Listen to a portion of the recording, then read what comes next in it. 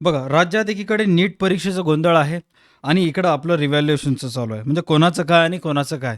आपण प्रत्येकाचा विचार करायचा नाही. आपण आपलं व्यवस्थित बघायचं.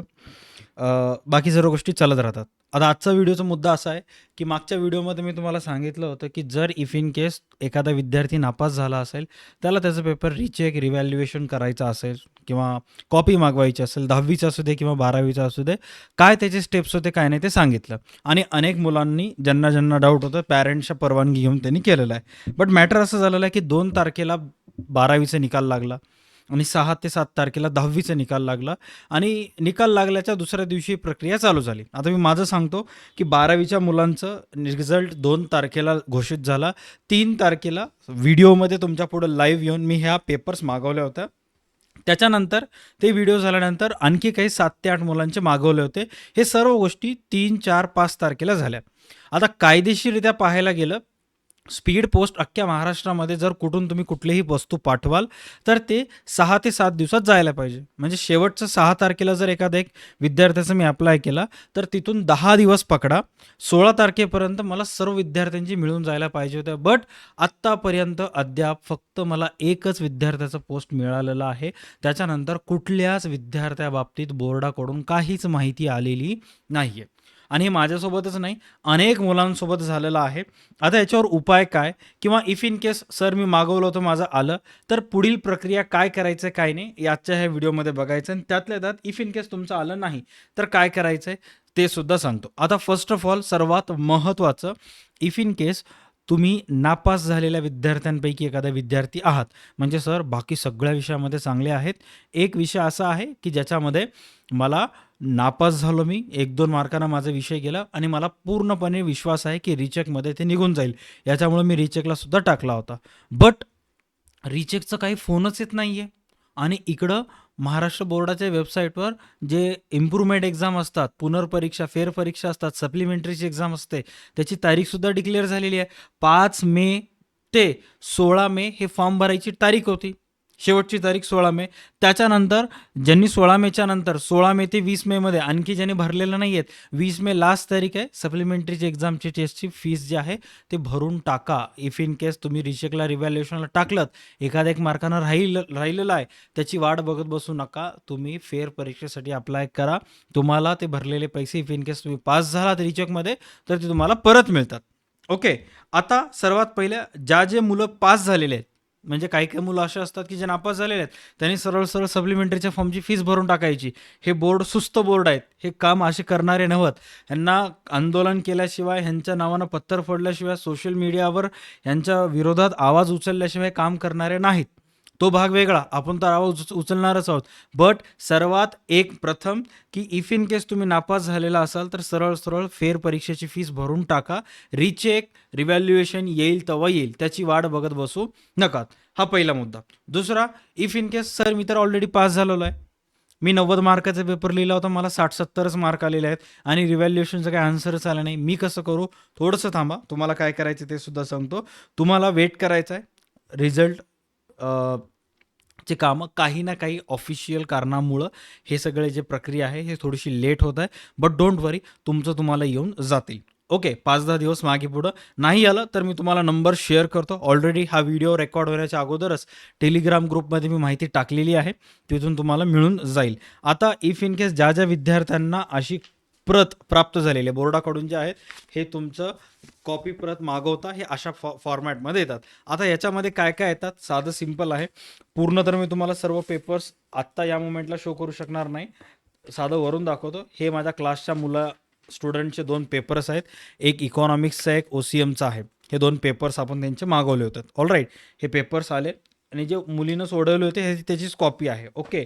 त्याच्यानंतर असे 1-2 येतात. हे 2 कागद येतात. आता ह्या 2 कागदामध्ये हा जो कागद आहे हा इनडायरेक्टली याला म्हणतात हस्तपोच, याला आपण शॉर्टमध्ये म्हणू. याच्यामध्ये विद्यार्थिनीचा हॉल तिकीट नंबर लिहिलेला असतं, डेट दिलेली असते, किती तारखेला त्यांनी व्यवस्थित सर्व कार्यवाही केली, कोणत्या विषयाचे काय नाही, हे सर्व छायांकित प्रत्येक कॉपी असते. त्याच्यानंतर असा प्रकारचं एक डॉक्युमेंट येतो.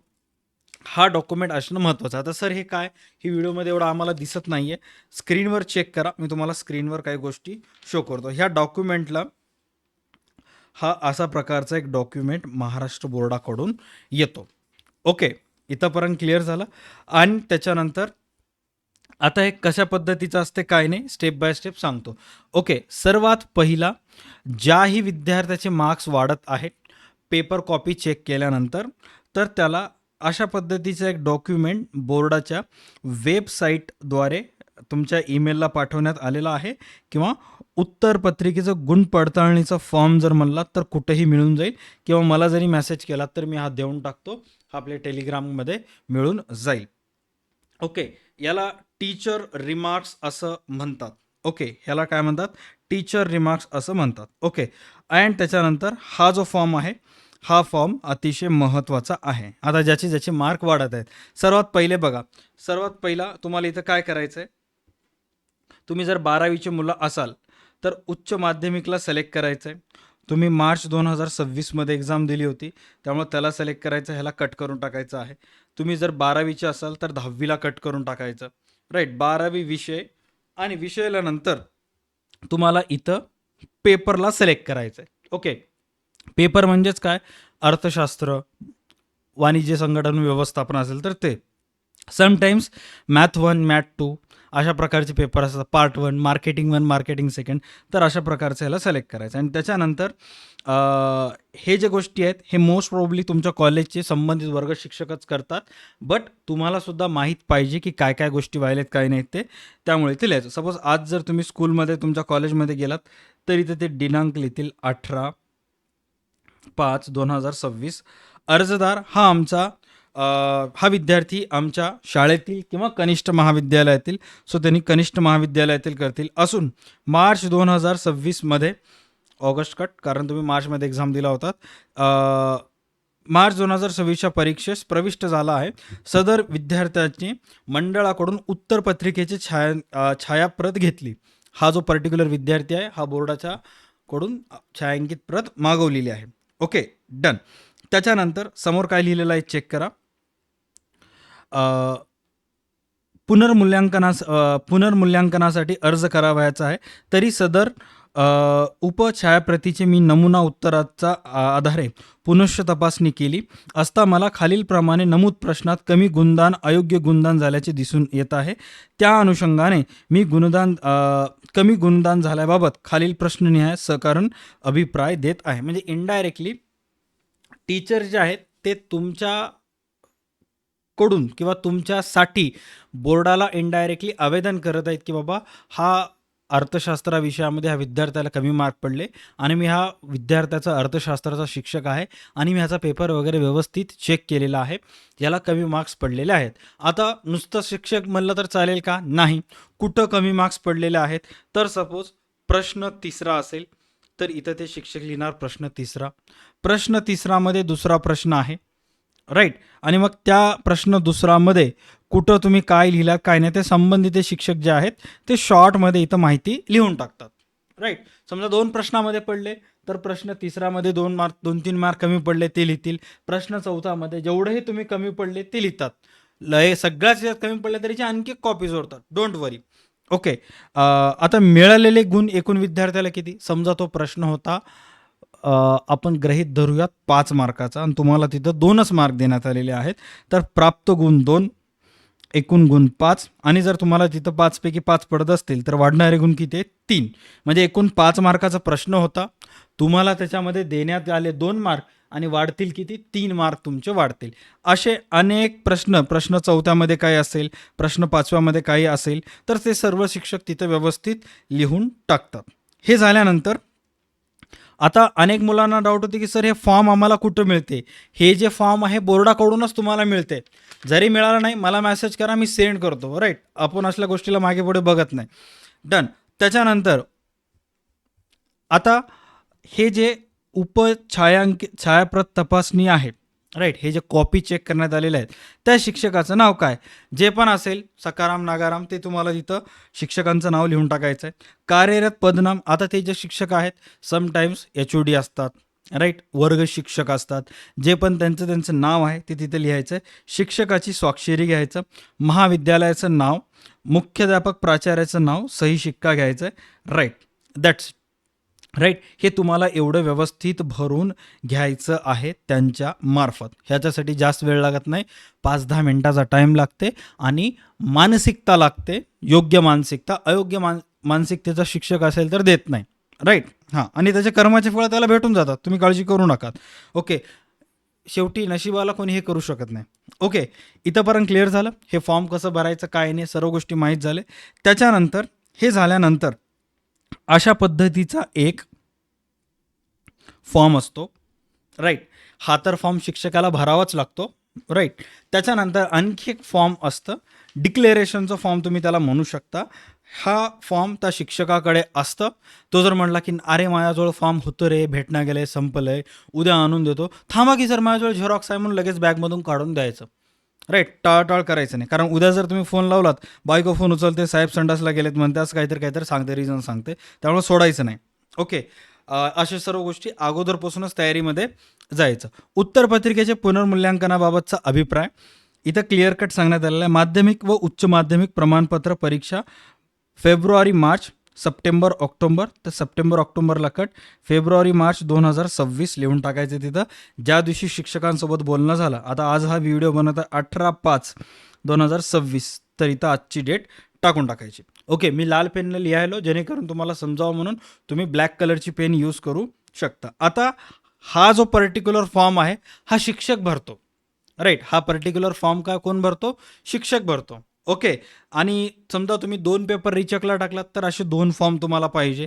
एक फॉर्म तुम्हाला पाहिजे अकाउंटच्या सब्जेक्टसाठी, आणि समजा तुमचं इकॉनॉमिक्स असेल तर एक फॉर्म इकॉनॉमिक्सच्या सब्जेक्टसाठी पाहिजे. कारण 2 टीचर्स पेपर चेक करतील ना तुमचे. अकाउंटचं पेपर अकाउंटची टीचर, इकॉनॉमिक्सचं पेपर इकॉनॉमिक्सचं. ओके. त्याच्यानंतर मी शिक्षकाचे पूर्ण नाव, जे पण सकाराम नागारामचं जे पूर्ण नाव आहे ते तुम्हाला इथे लिहायचं आहे.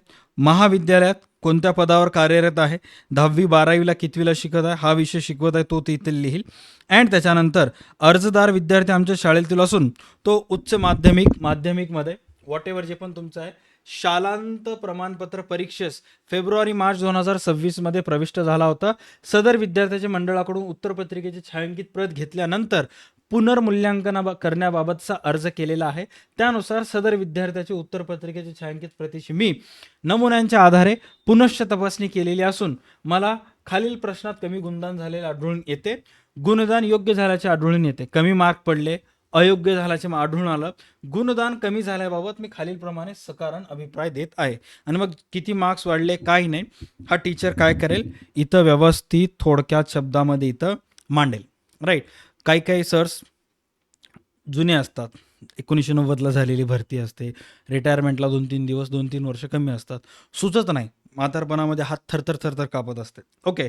अशा वेळेस मग अरे बाबा मला इथं काय लिहावं कळनाच गेले, तो पहिली बार माझ्यासोबत असं झालंय, तर शॉर्टमध्ये ChatGPTला सांगायचं की बाबा ChatGPT माझे ह्या विषयामध्ये कमी मार्क्स आले होते आणि ते मार्क्स वाढत आहेत आणि ते मार्क्स माझे टीचर्स मला वाढवून देत आहेत. तर त्या टीचर्सला बोर्डाला शॉर्टमध्ये समजून सांगायचं की या विद्यार्थ्याचे कुठं कमी मार्क्स पडले, ते मला तू थोडक्यात मराठीत लिहून देऊ शकतोस का?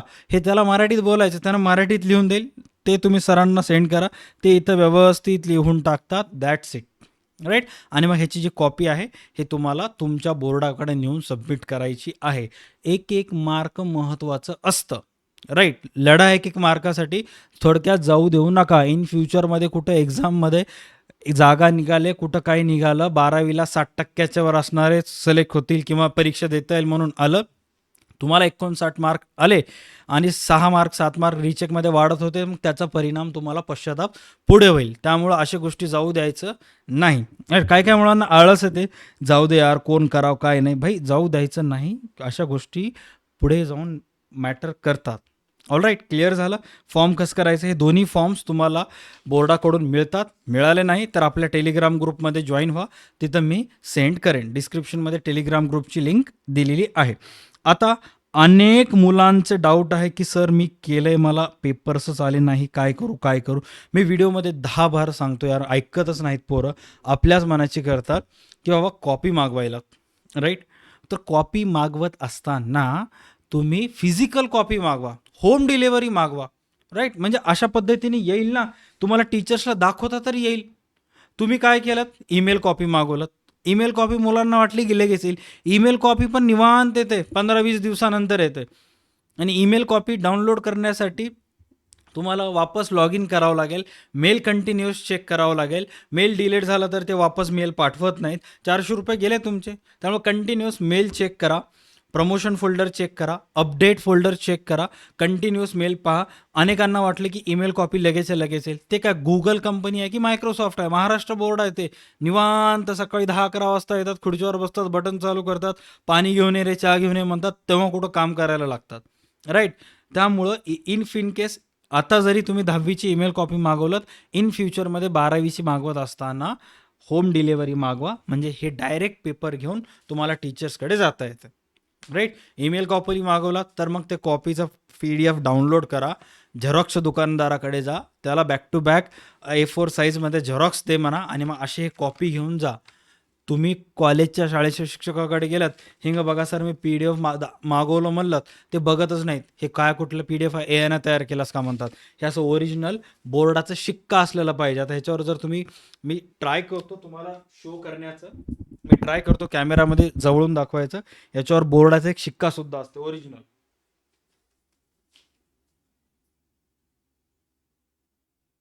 आय गेस कॅमेरामुळे दिसत नाहीये.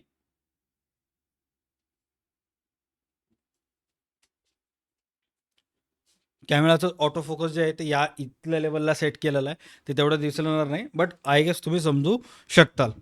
ओके, सो एवढ्या हे गोष्टी होत्या. आता बघा, ज्या ज्या मुलांचं ईमेल कॉपी आली नाही किंवा मेल आलेला आहे, मॅसेज ओपन होत नाही आहे, टेक्निकल एरर्स आहेत, त्यांनी सरळ सरळ काय करायचं, जर तुमचा पुणे बोर्ड असेल तर पुणे डिव्हिजन बोर्डला कॉल करा, नागपूर बोर्ड असेल नागपूर डिव्हिजन बोर्डला कॉल करा, छत्रपती संभाजीनगर असेल, जे पण तुमचं बोर्ड असेल कॉल करा. आणि 100% मला माहीत आहे ह्या सगळ्या हे कामकाजावर ह्यांचं मला ऑफिसमध्ये कसं कामकाज चालते माहीत आहे. हे फोन उचलून बाजूला ठेवलेले असतात, जे वायरीचे फोन असतात जुनं उचलून बाजूला ठेवलेले असतात, किंवा त्याचे बिलच भरलेले नसतात, ते बंद असतात, आणि वेबसाईटवर नंबर कंटिन्यूअस तेच शोधत राहते. ह्यांना कंटिन्युअस कंपल्सरी कॉल करत राहा. त्याच्यानंतर टेक्निकल क्वेरीज असतात, त्याच्यावर सुद्धा कंटिन्युअस ह्यांना फोन करा. हे तुम्हाला नंबर दिसत असेल स्क्रीनवर, याच्यावर कंटिन्युअस कॉल करत राहा. एक ना एक कॉल लागेल, उचलेल ते, आणि मग उचलल्यानंतर तुम्ही त्यांना सर्व गोष्टी विचारा. आणि कॉल करत असताना तुमचे फॉर्म भरलेली जी पावती आहे, जेव्हा तुम्ही फीस पेड केला होता त्याची पावती, तुमचा रोल नंबर, पावती क्रमांक, हे सर्व तुमच्याजवळ ठेवा आणि मग त्यांना कॉल करा. ऑल राईट, हे अशा काही गोष्टी आहेत. त्याच्यानंतर अनेक वेळेला असं झालेलं आहे, आता त्या आपल्या क्लासचा एक मुलगा होता, त्याचं अकाउंट्समध्ये 100 आउट ऑफ 100 मार्क्स आले होते, शेकाडेचं. ओके, शेकडे आय गेस. तर त्याचं झालं काय की त्याचं कॉपी मागवलं, पुणे बोर्ड होतं, तर मला ईमेलवर मेसेज आला की बाबा तुमचं जे कॉपीज आहेत ते आम्ही तुमच्या ईमेलवर पाठवल्यात. बट मी तर त्याची कॉपीज जी आहे ते फिजिकलला मागवली होती, ईमेलवर आलं. मग मी त्याच्या मेलवर 4-5 वेळेस जाऊन क्लिक केलं, invalid I D or password, invalid I D or password. मी पक्क लिहून ठेवलं होतं, आय डी जे असते त्या मुलाचा हॉल तिकीट नंबर असते, पासवर्ड जे असते सर्व मुलांचं पासवर्ड मी एकसारखंच ठेवलं होतं, चेंज व्हायचं झंझटच नको. तरीसुद्धा येतच नव्हतं. मग फॉरगेट पासवर्ड केलं, न्यू पासवर्ड टाकलं. न्यू पासवर्ड टाकल्यानंतर तो PDF ओपन झाला. त्याच्यामध्ये मला त्याने विद्यार्थ्याची कॉपी पाठवली नव्हती, त्याच्यामध्ये एका कागदावर लिहून पाठवलं होतं की विद्यार्थ्याची जे छायांकित प्रत आहे हे आम्ही तुमच्या ॲड्रेसवर पाठवलेली आहे. हा मेल मला येऊन 5 ते 6 दिवस झाले, बट आणखी छायांकित प्रत त्याची आलेली नाही आहे, राईट? आता हे किती दिवस चालणार काय नाही, लेट्स सी. आणि मग शेवटी आपल्याला बोर्डामध्ये जावं लागेल, दुसरं तिसरं काही ऑप्शन नाही आहे. ओके, आता ज्या ज्या विद्यार्थ्यांनी मानसिकता आहे हे सर्व गोष्टी करायची, खूपच मार्क्स कमी आलेत त्यांनी करा. आणि बाकी ज्या विद्यार्थ्यांना काय करावं सुचत नाही आहे, पालकांना हा व्हिडिओ दाखवा. त्यांना जर काही क्वेश्चन असतील तर ते मला कॉल करतील, बोलतील, आणि मग आपण समोरच्या गोष्टी ज्या आहेत त्या आपण ठरवूयात. ऑल राईट, सो इथून पुढची जी रूपरेषा आहे, कसं करायचं काय नाही, मी तुम्हाला सर्व डिटेल्स वगैरे दिलेले आहेत, त्याच्यावर तुम्ही कॉल्स वगैरे करू शकता. आणि जर काही डाऊट असेल तर या व्हिडिओच्या कमेंट सेक्शनमध्ये नक्की तुम्ही मला विचारा. All right, done.